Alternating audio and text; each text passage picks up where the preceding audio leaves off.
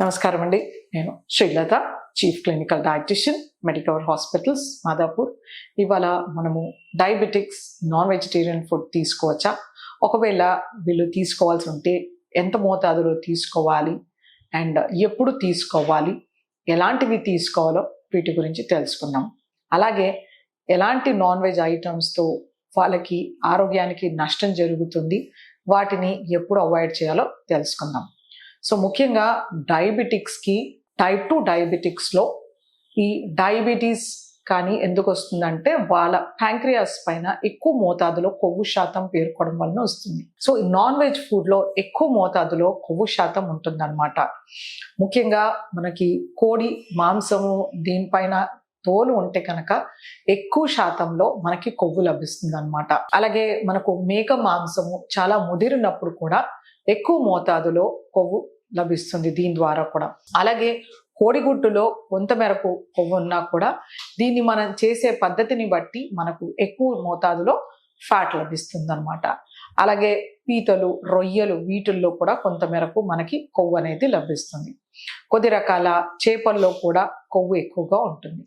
So మనము వీటిని ఎలా, ఈ కొవ్వుని కానీ సాచురేటెడ్ ఫ్యాట్స్ అంటారు, ఇది మనము 7% కన్నా ఎక్కువ మించి తీసుకోకూడదు మన ఆహారంలో. ఇవి ఎక్కువ మోతాదులో, క్వాంటిటీని మనం చాలా మోతాదులో ఎక్కువ మోతాదులో తీసుకున్నప్పుడు వీటితో మనకి కొద్ది రకాల ఇబ్బందులు వచ్చే ఛాన్సెస్ ఉంటాయి. చాలా కాలంగా ఎక్కువ మోతాదులో నాన్ వెజ్ తీసుకోవడం అంటే బ్రేక్ఫాస్ట్, లంచ్, డిన్నర్లో తీసుకోవడం, స్నాక్ ఐటమ్స్ రూపంలో తీసుకోవడం, బిర్యానీస్ ఎక్కువ తినడము, కెంటుకీ ఫ్రైడ్ తినడము, మంచూరియన్స్ ఇలాంటివి తీసుకోవడం వలన ఎక్కువ cholesterol plus saturated fat content అనేది పెరుగుతుందన్నమాట. దీంతో ఒబిసిటీ, అధిక బరువు పెరగడము, ప్యాంక్రియాస్ పైన ఇంకా ఎక్కువ మోతాదులో కొవ్వు పేర్కోవడం వలన ప్యాంక్రియాస్ పనితనం మరీ తగ్గిపోయి డయాబెటీస్ అన్కంట్రోల్ అవుతుందన్నమాట. సో వీటిని మనము ఎప్పుడు తీసుకోవాలి?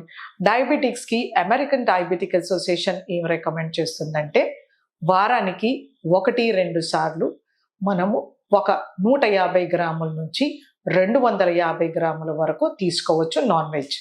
సో చేప మాంసము కానీ చేపలు అయితే కనీసం 250 గ్రాముల నుంచి 350 గ్రాముల వరకు తీసుకోవచ్చు. దీన్ని 1 లేదా 2 సార్లుగా తీసుకోవచ్చు. అంటే కనీసం 125 to 150 గ్రామ్స్ ఒకసారి 2 సార్లు, లేదా 250 నుంచి 300 గ్రాముల చేప మాంసమును మనం వారంలో 1-2 సార్లు తీసుకోవచ్చు. లేకపోతే తోలు తీసేసిన కోడి మాంసము 75 గ్రాముల నుంచి 100 గ్రాములు 1 లేదా 2 సార్లు, 2 సార్లు తీసుకునేటప్పుడు హాఫ్ ఆఫ్ చేయొచ్చు. ఒకేసారి తీసుకున్నప్పుడు 75 నుంచి 100 గ్రాములు. అలాగే మటన్ ఆర్ మీట్ కూడా ఎంతే. సో పోర్క్, బీఫ్లో వీటిలో saturated fat and cholesterol content ఎక్కువగా ఉంటుంది కాబట్టి కాస్త లేతగా ఉన్నప్పుడు వారం రోజులు కాకుండా మనం చేప వారానికి 1-2 సార్లు, కోడి మాంసం కూడా వారానికి 1-2 సార్లు, కానీ ఇలాంటి రెడ్ మీట్ ఏవైతే ఉంటాయో మేక మాంసం కానీ, గొర్రె మాంసము, ఇంకా ఇతర రకాల జంతువుల మాంసాన్ని 15 రోజులకు ఒకసారి కానీ, నెలకు 2 సార్లు కానీ తీసుకోవచ్చు. చెప్పిన మోతాదు కన్నా మించకూడదనమాట. అలాగే నాన్ వెజ్ని మనము ఎలాంటి రెసిపీస్ని చేస్తున్నాం అనేది చాలా ముఖ్యమైనది. నాన్ వెజ్లో ఫైబర్ కంటెంట్ 0 ఉంటుంది. కొవ్వు, కొలెస్ట్రాల్ శాతం, క్యాలరీలు ఎక్కువగా ఉంటాయి. దీంతో పాటు మనకి ప్రోటీన్, వైటమిన్స్, మినరల్స్ అనేవి లభిస్తాయి. సో వీటిలో మనము కొంత మేరకు ఫైబర్ని కనుక యాడ్ చేస్తే మనకు దీని న్యూట్రిటివ్ వాల్యూ అనేది పెరుగుతుంది. అలాగే మన ఫ్యాట్ని, ఆ కొవ్వుని పట్టుకుంటుంది ఫైబర్, మోషన్ ద్వారా తీసేస్తుంది. కాబట్టి నాన్ వెజ్ చేసినప్పుడు మనము వీటిలో ఆకుకూరలు, కూరగాయలు, స్పైసెస్ అండ్ కాండిమెంట్స్ని ఖచ్చితంగా వేయడం వలన మనకు ఒక మంచి న్యూట్రసిటికల్ ఎఫెక్ట్ అనేది, అంటే అవి ఒక మెడిసిన్ లాగా పనిచేసే ఛాన్స్ ఉంటుందన్నమాట.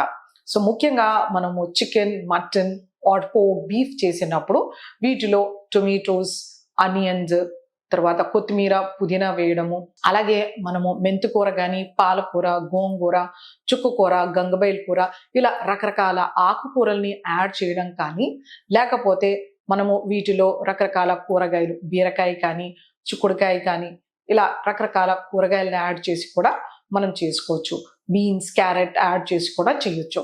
సో ఇలా చేయడం వలన మనకి మంచి fibre, vitamins, minerals and antioxidants లభిస్తాయి అన్నమాట. సో మనము మటన్ క్వాంటిటీని కూడా తగ్గించి తీసుకుంటాం, ఎందుకంటే కూరగాయల స్టఫ్ ఉంటుంది కాబట్టి క్వాంటిటీ ఉన్నప్పుడు మనం మటన్ని కూడా తగ్గించి తీసుకుంటాం. ఆర్ జస్ట్ మనం మటన్ గ్రేవీ కానీ chicken gravy or chicken fry, mutton fry చేసినప్పుడు ఎక్కువ ఫ్యాట్, ఎక్కువ క్యాలరీస్, ఫైబర్ ఉండదు, ప్లస్ ఎక్కువ శాతంలో తీసుకుంటారు కాబట్టి దీంతో మనకి నష్టం ఉంటుంది.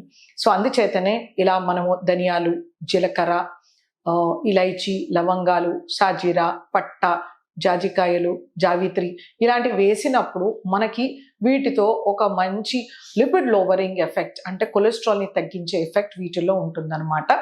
వీటిలో యాంటీ ఇన్ఫ్లమేటరీ ప్రోడక్ట్స్ కూడా లభిస్తాయి కాబట్టి వీటిని మనము నాన్ వెజ్ ప్రిపరేషన్లో యూజ్ చేస్తే మంచి బెనిఫిట్స్ లభిస్తాయి అన్నమాట.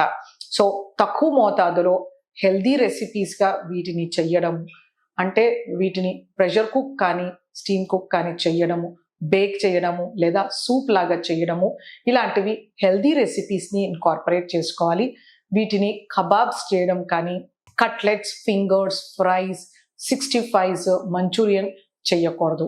ఇలా చేయడం వలన మనకి న్యూట్రియంట్ డిస్ట్రక్షన్, న్యూట్రియంట్స్ తగ్గిపోతాయి, దాంతోపాటు మనకి అనవసరమైన కెమికల్స్ యాడ్ అవుతాయి, తర్వాత ప్రోటీన్ కంటెంట్ తగ్గుతుంది, ఫ్యాట్ కంటెంట్, కొలెస్ట్రాల్ కంటెంట్ పెరుగుతుంది. కాబట్టి నాన్ వెజ్ని హెల్దీ రెసిపీస్లో తక్కువ మోతాదులో అకేషనల్గా తీసుకోవడం వలన మనకి డయాబెటిక్స్కి ఎన్నో రకాల బెనిఫిట్స్ ఉన్నాయి. నమస్తే.